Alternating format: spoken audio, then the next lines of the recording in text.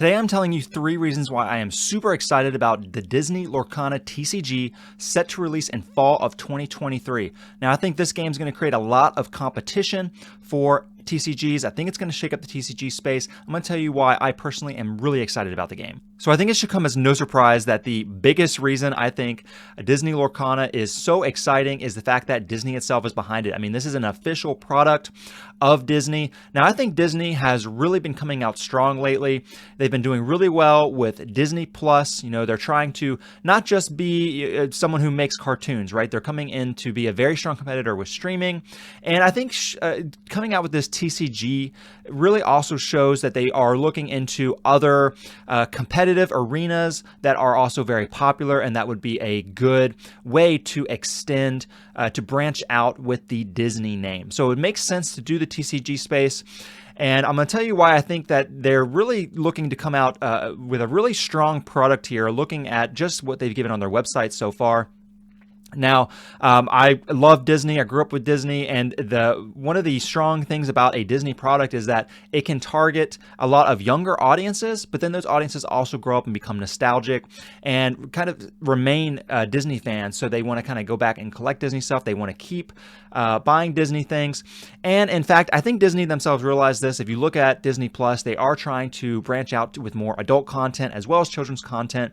You know, they've picked up the Star Wars brand, and some of those shows, you know, have pretty adult themes to them, and I think that was a really strong pickup too. I mean, they are really making strong strategic decisions for the company, and I think Lorcana reflects this as they are expanding into the TCG space. Look, Disney is a huge name, right? They are a very successful publicly traded company. They have the resources, they have the marketing, they have the audience already, a global audience for Disney that they can push this product to, that they can sell this product to. I think they're going to put a lot into these cards. The art already looks great. I love the presentation of the art on the booster packs.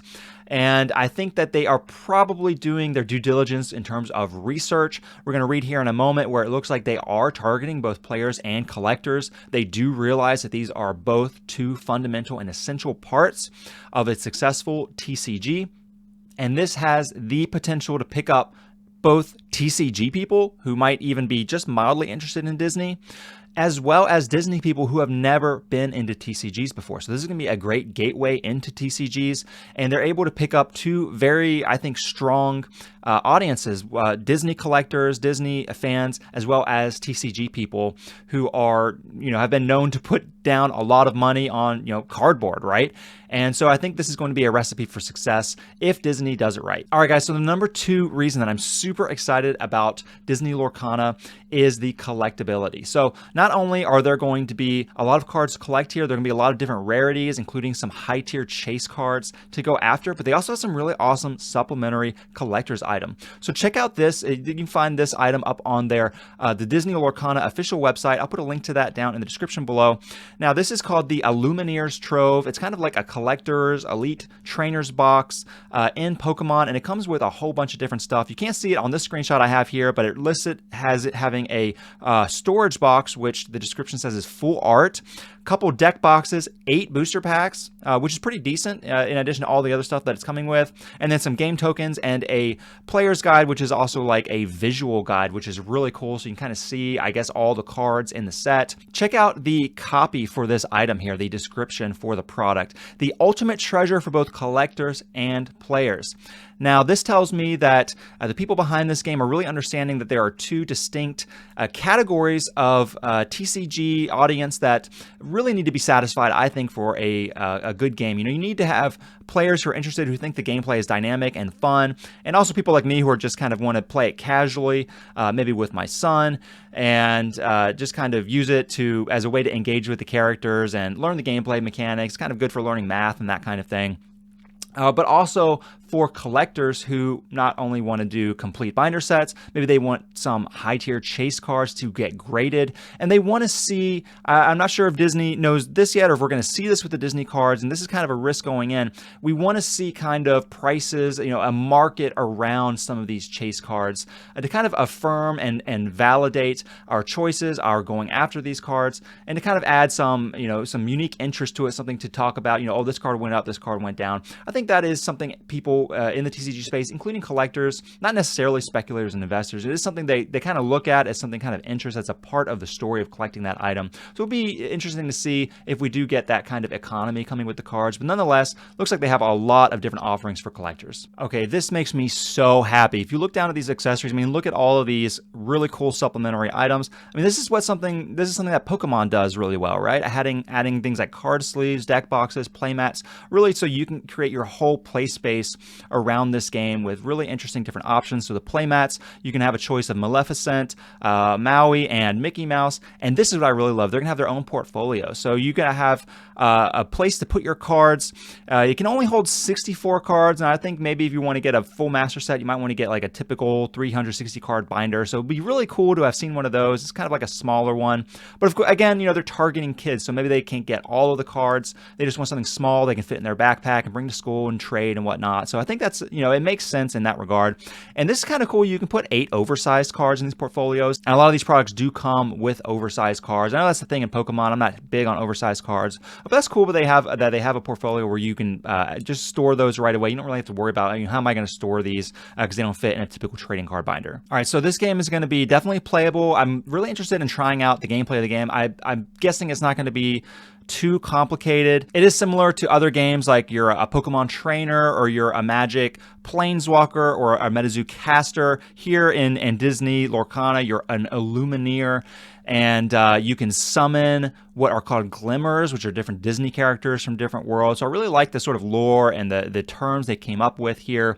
I think it's going to help it fit just a lot of different Disney worlds. I mean, they're going to easily be able to expand and create expansion sets around different movies and themes of Disney characters and that sort of thing. So I think they've got a really good system for expanding the game in that way. So we've got gameplay. I mean, I'm really excited to try it out. We've got collectability. They're going to have these chase cards.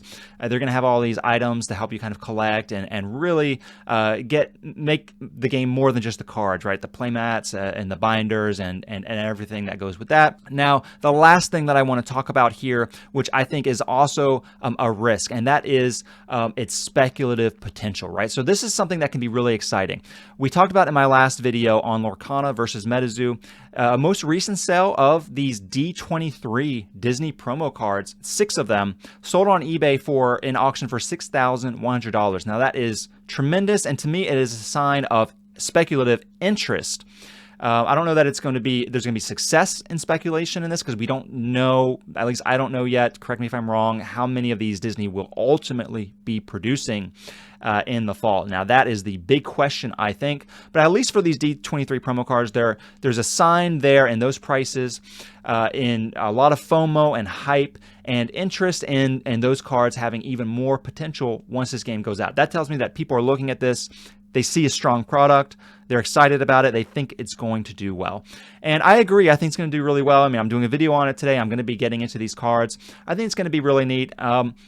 Now, here's the big risk, is we just don't know how many of these cards, of these products that are featured on their website, they're ultimately going to be producing, right? Disney is a publicly traded company. They have a fiduciary responsibility to their shareholders, not to the secondary market, right? So it will be benefiting them to move products off the shelves, and if they can sell 1 billion booster boxes, they may be willing to print 1 billion booster boxes, right? And that is the risk. And maybe that would kill prices on the secondary market, but maybe that doesn't bother them if they're selling the products from their gift shops, right? From their, the Disney stores or wherever that they're selling these. Now, the thing is, they did mention players and collectors on their website, and I wonder if, I think there is an advantage to having some scarcity, because if you have prices moving up on the secondary market, that generates hype on its own. That creates marketing on its own. And if it all just kind of goes down and it becomes like, World of Warcraft TCG, this like Meta X has like Batman, Superman, and there have been some card games like Star Wars has failed numerous times. There's just a million of them of those cards, despite the big name of the franchise, right? And despite the big names of those IPs, those card games did fail because I think, you need some, collectors to go in and want to know that their cards are going to retain value. They're going to be special in a certain way. So I don't know, there is a risk, I think, to Disney following this track. If they print too many and it becomes like a short-term profit-taking kind of thing, and then the game just ends because there's just so much product out there and you can just get the cards secondhand. That is the big risk. Now, if they're careful about it and they print a lot to meet if there's going to be a big demand, but they're not too crazy about it, this is a sort of Pokemon mentality, right? They print a lot of cards, but they have the demand to keep it up. It doesn't matter, right? So Disney needs to be like Pokemon. They don't need to exceed that. And I think if you're going in, if you want to speculate this, I think there is some potential here, but I think you need to be careful because we just don't know those print run numbers, right? Me personally, I wouldn't be bothering with these D23 promos. If this game ultimately dies because they print it to the ground, I think those promos are going to take a hit.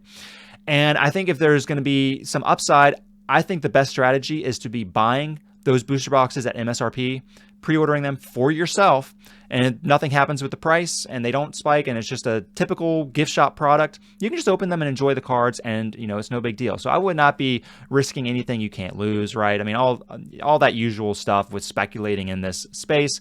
I'm just gonna be going after the cards because I really like them. I think you should do that too. Maybe buy some extra booster boxes and see what happens, right? I think that there's a rare opportunity for that potentially happening, especially rare given the overall market that we are currently in.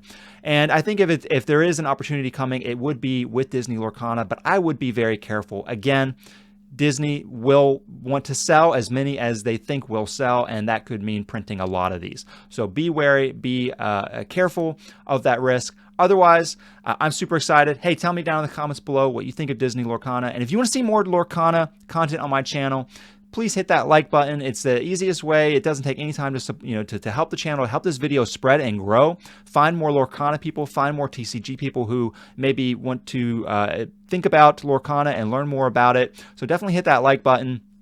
Thank you so much for watching this video, and I'll be seeing you in my next one. Thank you.